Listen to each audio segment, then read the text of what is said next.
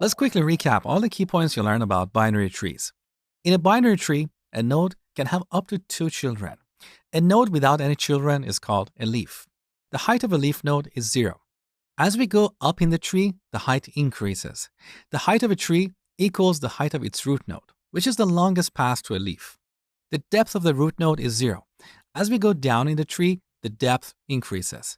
The depth of a node is more accurately the number of edges from the root to that node.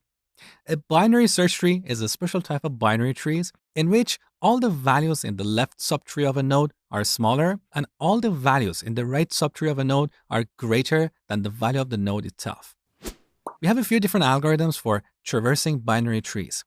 These algorithms fall into 2 categories: breadth first, also called level order traversal, and depth first.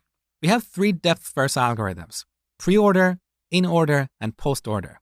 The difference between these algorithms is in the order in which we visit the root node along with its left and right subtrees.